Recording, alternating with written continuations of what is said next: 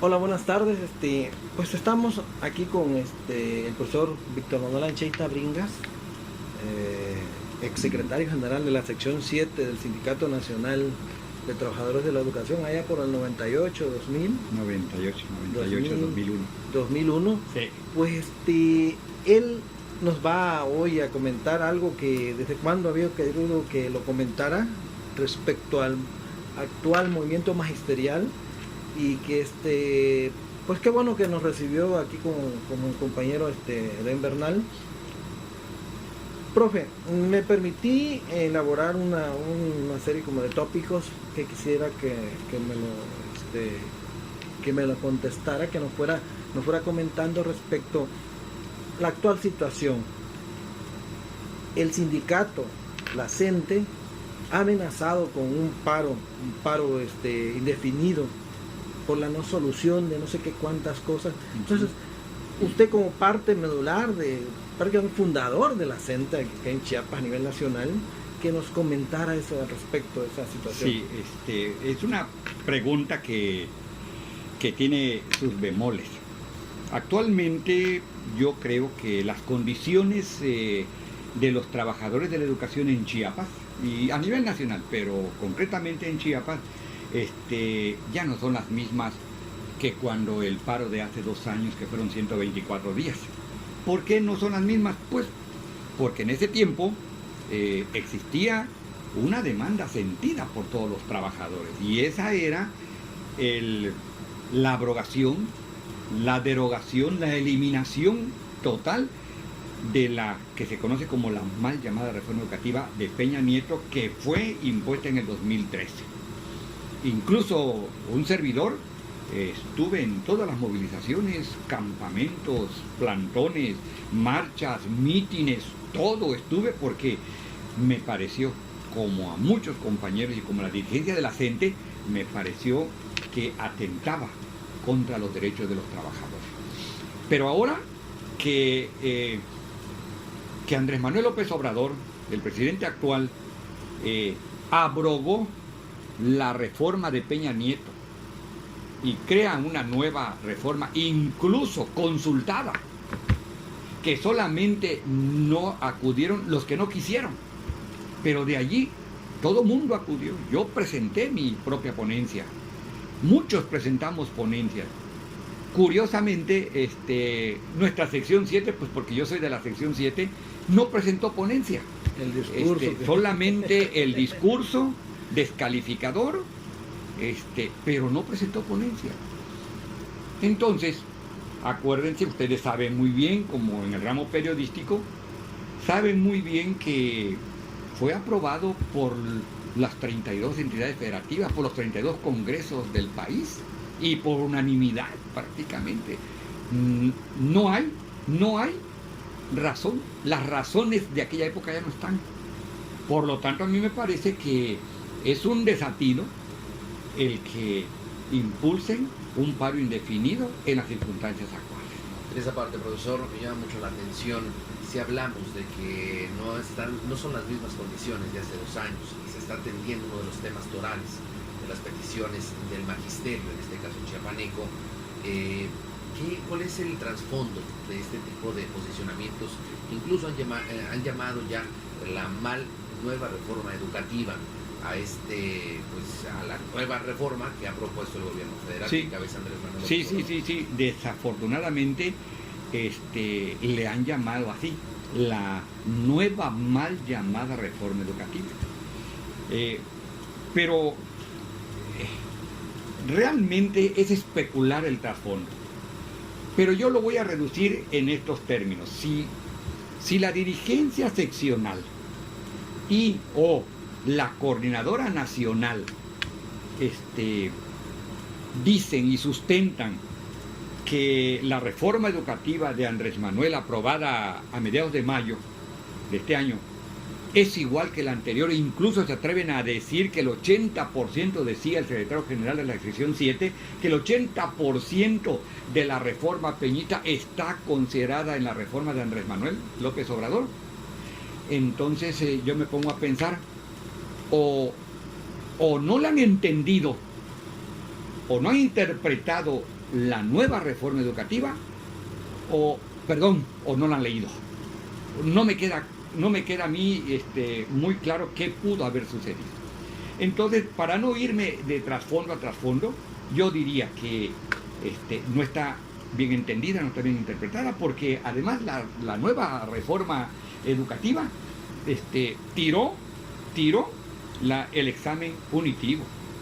La nueva reforma educativa creó la educación gratuita desde preescolar, desde inicial, preescolar, hasta nivel universitario.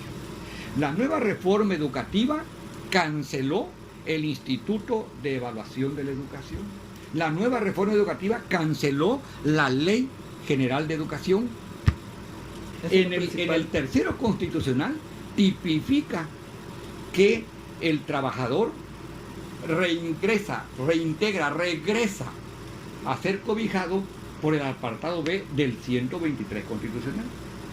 Luego entonces, cuando los líderes dicen que hay un proceso de excepción laboral, pero entonces no lo han leído con precisión, o no lo han interpretado con precisión, o no lo han leído.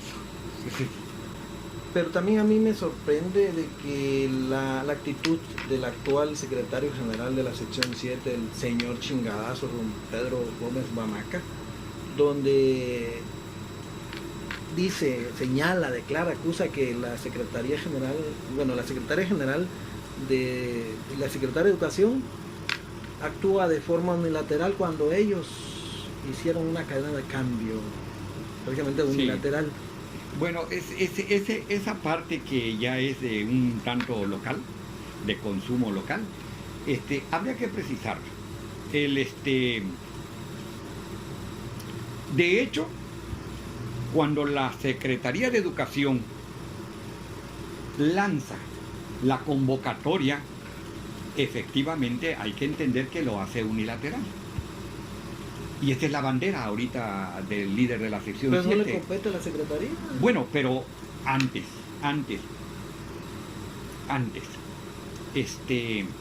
De acuerdo a las informaciones que ha dado la Secretaría de Educación en el Estado de manera oportuna, fue llamado la parte sindical para conformar la Comisión Estatal Mixta de Cambios. Y esa se instaló, si no mal recuerdo, a finales de enero de este año. Se instaló, inclusive el maestro Gómez estampó su firma con todo el comité, constituyendo la Comisión Estatal Mixta de Cambios. Es decir, desde allí la bilateralidad está conformada, de acuerdo como está estipulado los usos, los costumbres y la normatividad, en el sentido de que una convocatoria de esa magnitud tiene que estar presente el sindicato para velar los derechos de sus agremiados. Así está establecido. Con su toma de nota. Por supuesto que sí, pero lo que es sorpresa es de que conforme van pasando los tiempos, viene una demanda del secretario general y de la sección 7 en su conjunto de la destitución de la secretaria de Educación. Y en eso viene el enredo. Cuando ya son llamados para conformar las comisiones mixtas de cambios de cada nivel, preescolar, primaria, secundaria generales, secundarias técnicas, preparatorias, todo el proceso que debe ser educación especial, educación inicial, en fin, cuando son llamados, ellos ya no asisten, ya no acuden. Aquí hay un error garrafal por parte de la representación seccional, que no acude al llamado que debe haber sido. Entonces, en las facultades que le compete a la autoridad, porque eso sí hay que decirlo, es facultad de la autoridad, no es facultad del sindicato emitir la convocatoria. Bueno, al tener ausencia de las partes llamadas con anticipación y al no llegar, pues lo conforma, lo emite y lo lanza.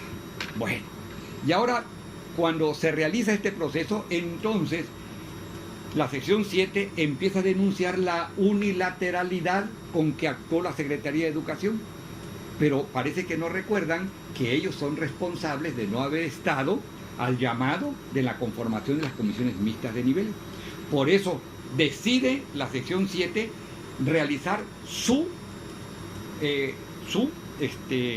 convocatoria unilateral también, solo que la sección 7 pues no está facultada para ello. No es la patrón. sección 7 no es patrón, la sección 7 es la instancia defensora de los derechos de los trabajadores. ¿Tiene o no tiene validez este proceso, profesor? Y aunado a ello, también se ha denunciado, pues, digo, con respecto a la legalidad de la Secretaría de Educación, la secretaria y todo este panorama oficial, podríamos referir, se ha transmitido también a nivel nacional. Con respecto al presidente, no da respuestas, no resuelve las demandas del magisterio, por lo menos así lo ha dicho Pedro Gómez Bama. Sí, bueno, no resuelve porque las respuestas no satisfacen su proceso interno personal o su proceso interno de la sección. Es decir, quieren que el presidente de la República resuelva a modo de lo que ellos quieren. Pero, por ejemplo, la demanda de la destitución de la secretaria de Educación fue puesta en la mesa, en una de las mesas con el presidente de la República. Y fue escuchada también por el secretario de Educación y por la secretaria de Gobernación, incluyendo todo el equipo. Y le dijeron al maestro Bamaca, el nombramiento de la secretaria de Educación en el estado de Chiapas no es facultad federal, es facultad del gobierno del estado. Entonces él no puede resolver.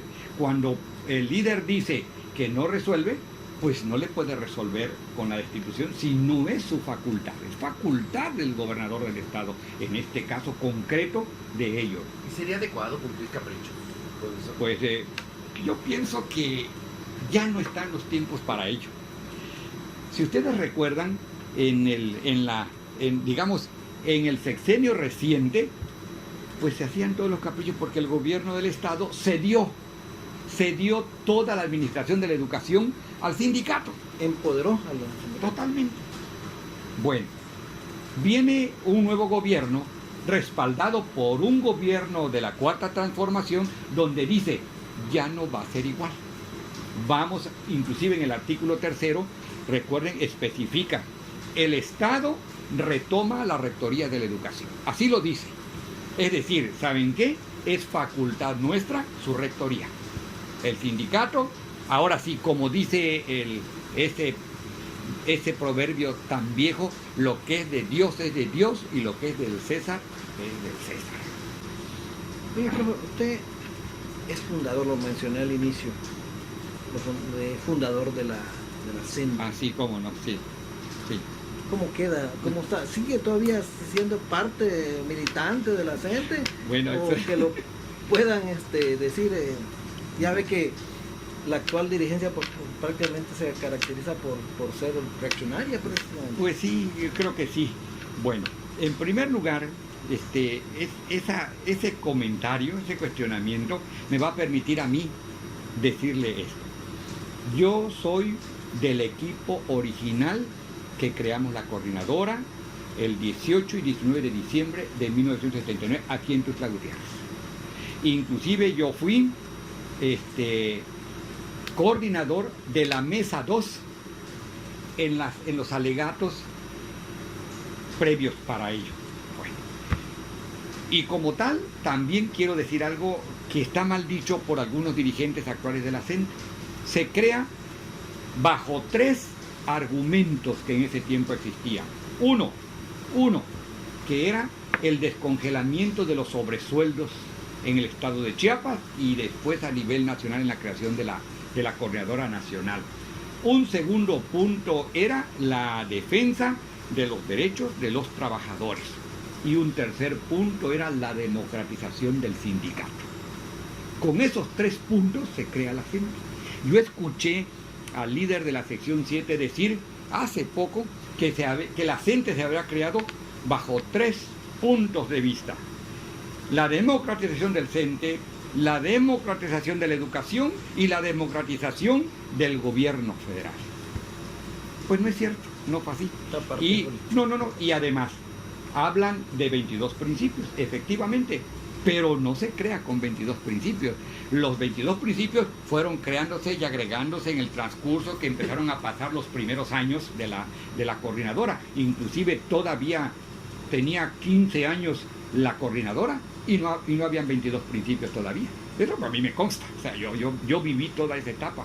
Entonces, esos 22 principios se fueron acuerpando conforme iba evolucionando la coordinadora hasta que hoy quedan 22 principios. Sin embargo, los 22 principios lo dijo el doctor Erasmo, lo dijo en una conferencia en Oaxaca, en el seno de la sección 22, lo dijo él, palabras textuales de él. Esos 22 principios de la CENTE vienen siendo 22 principios reptiles y no 22 principios rectores, porque muchos de ellos ya no están acorde con la actual vida política del país.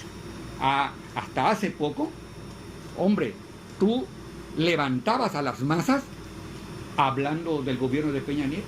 ¿Por qué? Porque era corrupto, porque era un ladrón, porque era lo peor que podía hacer. Pero hoy no. Hoy las condiciones han cambiado, y si bien es cierto que no han cambiado totalmente, porque pues no se puede en 7 meses, pero han cambiado y las cosas van caminando de otra manera. Se han perdido los principios entonces, profesor. ¿Cómo se toma ahora? Como usted lo refiere, ha habido un cambio en instancias federales. Hoy se amaga ya con movilizaciones nacionales del país, por supuesto. ¿Es congruente estas acciones? Sí, yo creo que no. Inclusive han perdido objetividad. En la coordinadora se ha perdido objetividad. Y cuando yo digo esto, me arriesgo a que aquí mi sección me expulse. Porque si hay algo que tengo que adelantarme, no es curarse en salud, pero sí tengo que adelantarme, es de que cualquier opinión que contradiga a la dirigencia seccional es motivo para ser expulsada. Cualquier opinión. Y prueba de ello tenemos cientos en el estado de Chiapas. Entonces no sé qué habrá, pero no me preocupa eso, pero sí quiero comentar. Y también quiero comentar aquí abiertamente a la Cámara, quiero comentar que aquí no estoy por una situación de que me mande el Estado, el gobierno, la Secretaría, la autoridad, es a motus propio. Y cuando ustedes comentamos sobre el asunto de esta entrevista, adelante, pero yo me estoy responsabilizando y no soy vocero de nadie, absolutamente de nadie, que quede claro, porque inmediatamente van a decir los compañeros esos que atacan mucho, que soy enviado del gobierno, que soy enviado del CENTE, que soy enviado saber de quién, y no, yo soy enviado de mí mismo, eso lo quiero dejar perfectamente claro. Pero fíjese que la CENTE, por ejemplo, hubo la Asamblea Nacional Representativa a mediados de junio. Y en esa Asamblea Nacional Representativa llegaron 27 estados de la República. Cuando hicieron resolutivos. Así donde tomaron acuerdos y todo, y allí dijeron que las 27 representaciones permitían entender que se podía organizar una movilización nacional. Fíjense nada más, ¿no? Bueno, voy a dejar algo claro. Es cierto que la Coordinadora Nacional es uno de los referentes de lucha más importantes que tiene el magisterio. O sea, no lo voy a discutir, lo voy a repetir. Es cierto que la Coordinadora Nacional, la CENTE, es uno de los referentes de lucha más importantes que tiene el Magisterio Nacional. Sí, pero la CENTE no es mayoría en el magisterio en el país. Y eso hay que dejarlo claro. La CENTE en sí se reduce de manera formal a 4 estados. Chiapas, Oaxaca, Guerrero, que no es todo, porque solo es la CETEC, y Michoacán, que también está en, veremos, su porcentaje por ahí del 60% quizás. Y de allí no hay ningún contingente que no sea CCL, asociaciones, núcleos de compañeros y maestros en lucha, que no representan nada. Y a ellos me voy a remitir. La sección 9, ¿quién representa? La 10ª, ¿a quién representa? Núcleos pequeñísimos. La sección 11, que las 3 son de la Ciudad de México, ¿a quién representa? La persona, el compañero que llegó a la Asamblea Nacional Representativa en representación de la sección 11, no representa a nadie. Y lo mismo puedo decir de Tlaxcala, de Sonora, de Chihuahua, Nuevo León. de Nuevo León, de Sinaloa, de Tabasco.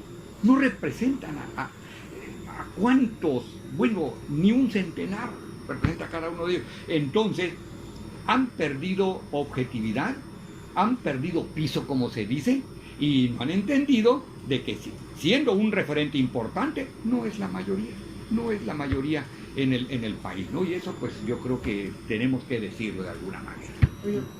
Oiga, profe, sobre la reforma, ahora sí se están cocinando, como ya, en las leyes secundarias. Ah, sí, sí. Me parece que la única o una de las que debería participar, no está participando, es la CENTE, la sección 7, la CENTE. Pero qué tan importante. No, pues es que las leyes secundarias acuerpan la ley primaria. La ley primaria establece los lineamientos generales del proceso de la educación. Es la que determina cómo es la educación gratuita, laica, obligatoria. Es la que determina el proceso de la conformación de un sistema general. Pero los que acuerpan el proceso particular son las leyes secundarias, y las leyes secundarias son 3 fundamentales. No las voy a poner en orden de importancia porque las 3 son importantes. Una ley es la ley que sustituye al Instituto Nacional de Evaluación, que es el que tenía en su poder el examen punitivo de los trabajadores. Bueno, esa ley que hoy se llama ley organizativa de la preparación profesional, va a estar conformado por una serie de normas que van a permitir al maestro presentar examen, eso sí, pero no para que pueda o no seguir en su trabajo, sino para que pueda prepararse si en caso dado está deficiente. La capacitación. La segunda ley es la ley de carrera magisterial, la antigua carrera magisterial que hoy se llama Ley de Carrera de las y los Maestros, así se llama. Esa ley restituye al maestro lo que le habían quitado la ley de Peña Nieto. Es decir, esa ley impone de nuevo la posibilidad de que el docente, el trabajador de la educación de manera general, pueda seguir avanzando en sus percepciones salariales a través de la carrera magisterial. Y la tercera es la Ley General de Educación, que es donde se establecen todos los procesos normativos, pedagógicos, didácticos y de lo que sea para poder transmitir el conocimiento. Eso lo determina la Ley de Educación. Esas 3 leyes ya están en discusión, ya están, se abrió un periodo especial en la Cámara de Diputados para acudir de manera personal, de manera organizada, lo que sea, para acudir, presentar proyectos, presentar ponencias y todo, que es lo que queremos de ellos. Pero efectivamente, por la pregunta, yo quiero recordar que están tan entretenidos en la sección 7, pero tan entretenidos en sus demandas locales, que se han olvidado de que vale la pena discutir las leyes secundarias allá. Entonces, estas 3 leyes pues ya están prácticamente, empezaron el 24 de junio, se abrió el periodo y se termina el 31 de julio con la aprobación de la Ley General de Educación. Y un día antes, la ley que sustituye al INEE. Y un día antes, la Ley de Carrera Magisterial. ¿No será que lo están haciendo a propósito para después decir, es que no nos tomaron en cuenta? Pudiera ser. A cómo se están dando las cosas, pues pudiera ser. Yo lo voy a dejar así, que pudiera ser. Lo cierto es que, por ejemplo, que yo recuerde, cuando se realizó el foro, sí, en la UNACH, yo presenté ponencia, pero la sección 7 que participó, que le dieron la oportunidad de participar, no presentó ninguna ponencia. Entonces, pues me parece a mí que si el presidente de la República está dando la opción de participar, pues hay que participar. Porque el día de mañana yo sí puedo decir, ¿saben qué? De plano, hombre, yo dije y propuse tal cosa y ni en cuenta. Por ejemplo, yo en mi ponencia propuse que la educación en México debe ser emancipadora también. Yo en mi ponencia está, no fue considerada así. Bueno, ni modos, pero yo di mi ponencia en ese sentido. De mi parte, profesor, ¿qué tan benéfico entonces es el liderazgo de Pedro Gómez Bama? ¿O qué daño le está haciendo al magisterio en Chiapas ante todas estas circunstancias que vemos? Podría ser por intereses propios o de unos cuantos, pero por supuesto que no se habla de todos los docentes en Chiapas. ¿Qué tan benéfico es este liderazgo? Pues es una pregunta muy complicada, pero yo lo voy a tratar de resbalarme un poco para no responder así frontal. Pero mire, yo le voy a contestar de esta manera. Yo lo que siento es de que el líder de la sección 7 y su equipo cercano, Pedro Gómez Bamaca. Sí, Pedro Gómez Bamaca y su equipo cercano nunca han estado en favor del proceso de cambio que vino a rematar el 1 de julio del 2018. Porque inclusive, aunque la Asamblea Estatal en su momento determinó no meterse en el proceso electoral, también es cierto que la cúpula de la sección 7 inclusive animaba a que ni siquiera se votara, a que no se votara. Afortunadamente, como yo digo, de manera respetuosa, la maestrada no le hizo caso y se volcó en favor del actual presidente de la República. Por eso creo que es muy probable, no soy pitonizo ni tengo la bola de cristal aquí de adivino, pero yo me voy a atrever a decir algo. Fíjense nada más qué fecha estamos hoy, 16 de julio. Me voy a atrever a decir algo. Yo no creo que el magisterio chiapaneco responda positivamente a un paro indefinido en el siguiente curso escolar. No lo creo. Yo he platicado con muchos maestros, compañeros, amigos que tengo y nomás no están en esa tesitura. Esa piedra en el zapato, Pedro Gómez Bamaca, para el gobierno federal. No creo, porque al final de cuentas no representa mayoría. Únicamente diría yo que es tal vez una piedra en el zapato para el gobierno estatal, que es lo más cercano que tiene, ¿no? Y sin embargo, me parece a mí que si la secretaria de Educación lanzó esa convocatoria, me queda claro, porque yo conozco los niveles de decisiones que se dan allí, me queda claro que fue por la venia y el apoyo del gobierno del Estado. Y el gobierno del Estado tampoco se tira el trompo a la uña si no tiene la venia y la palomeada del secretario de Educación. Y aunque Andrés Manuel no creo que se esté metiendo en asuntos domésticos, pero el secretario de Educación le habrá dicho al presidente, ¿sabe qué? Vamos a hacer esto, señor, adelante. Entonces, todo está para mí está entendido todo este asunto. Es lo que yo no logro comprender. ¿Por qué allá no lo logran entender? Esos cambios que hay, esa decisión que hay, porque es una decisión. Cualquiera que conozca los niveles de decisión de esas líneas, cualquiera lo debe entender. Si no es posible que un funcionario del tamaño de una Secretaría de Educación, en este caso la maestra Rosaide, ¿ok?, tome la decisión solo con su equipo. Imposible, o sea, se me hace a mí imposible. Es que siempre tiene que haber todo un proceso de respaldo para poder realizarse. Si no, ¿cómo? Yo no lo entiendo, o sea, no podría entenderlo, pues.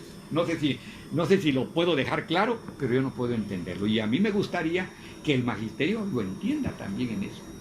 Sí. Y si bien es cierto que allá llevaron muchos compañeros su solicitud de cambio a la invitación de la sección 7, también otros tantos lo llevaron allá. Y ahora, ¿cuál es la diferencia de los que fueron a un lado y fueron al otro? Porque se están dando cuenta de que allá no le van a exigir requisitos que violan sus derechos, como es la constancia de militancia sindical. Eso no existe en ninguna parte del mundo. Y luego, a mí me parece que es el contrasentido más grande que puede haber en un sindicato. El hecho de que sea la propia organización sindical quien violente los derechos de sus agremiados. O sea, no puede ser eso, es un contrasentido totalmente. Pero en el discurso de Mamaca es democracia. Bueno, pero el discurso. Por ejemplo, yo escuché una vez que dijo, a nadie se le pone una pistola en la sien, en la cabeza, dijo él. Sí, a nadie se le pone para que venga. No, bueno, sí es cierto. Así, que le pongan la pistola, no. Pero la militancia de constancia sindical es como la pistola. Esa es la pistola. Pues sí. ¿Por qué? Porque inmediatamente, ¿sabes qué? Si no, nomás no. ¿Cómo? Entonces, obliga para control de todo ello. Profe, para concluir por mi parte, no sé si el compañero Den quiera preguntar, que nos dé un resumen respecto a la reforma actual, a la reforma anterior, y por qué no tendría sentido el seguir diciendo la nueva mal llamada reforma. Bueno, simple y sencillamente, la reforma de Enrique Peña Nieto fue desechada totalmente. Y se crea un nuevo articulado en donde, bueno, sí recoge algunas cosas, como por ejemplo el que la educación sea gratuita. En la ley de Peña Nieto estaba hasta la secundaria, pero ahora se extiende hasta nivel universitario. La ley de Peña Nieto, recordemos, violentó el derecho de los trabajadores, cancelando la plaza base y remitiéndola a contratos de 4 años. En la nueva ley, en la nueva reforma educativa, esto está exterminado totalmente, ¿sí? La ley federal o general de educación, que se derivaba de la reforma educativa de Peña Nieto, está totalmente fuera ya. Y va a entrar en vigor la nueva ley ahora que el 31 de julio se apruebe la nueva ley.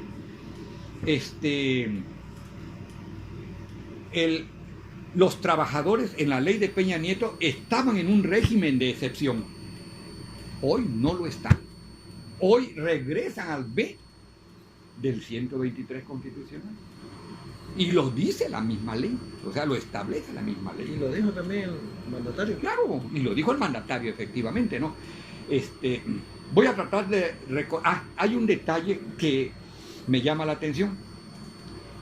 No les gustaba porque hablaba, la nueva ley de Andrés Manuel, hablaba de calidad y de excelencia. Porque la palabra calidad y la palabra excelencia son retomados por los organismos internacionales como la OCDE, el Banco Mundial y todos los organismos internacionales que quieren privatizar la educación en todos los países. Bueno, yo quiero decir acá que la educación en México necesita calidad y necesita excelencia. ¿Qué hay que hacer entonces? No tomarlo como lo definen los organismos internacionales, sino tomarlo como lo definamos nosotros, los maestros, la sociedad, el gobierno, eso, pero que necesita calidad y que necesita excelencia, por favor, no esté en discusión. Creo que donde quiera, ¿no? Por favor, eso es fundamental. Nuestros alumnos, el 10 de nuestros alumnos, ¿entendido?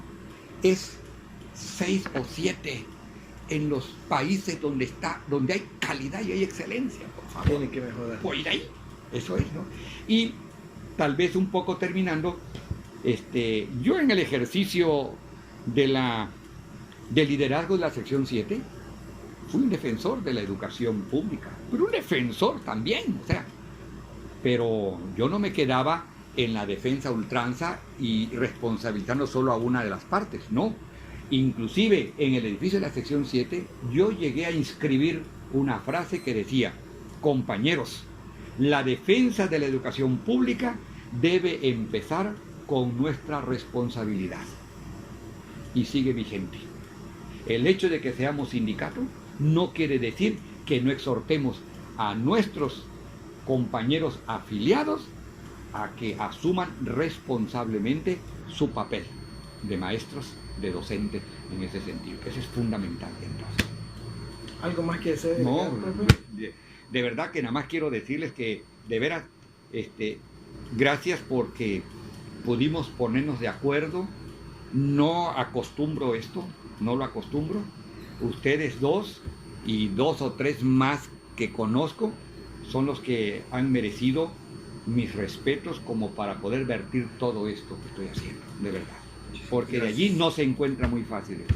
Gracias, maestro Víctor Manuel Ancheita, secretario general de la sección 7. Gracias. Es así como concluimos la entrevista acá con el profesor Víctor Manuel Ancheita Bringas, exsecretario general de la sección 7 y un activista del propio sindicato. Y buenas tardes. Muchas gracias.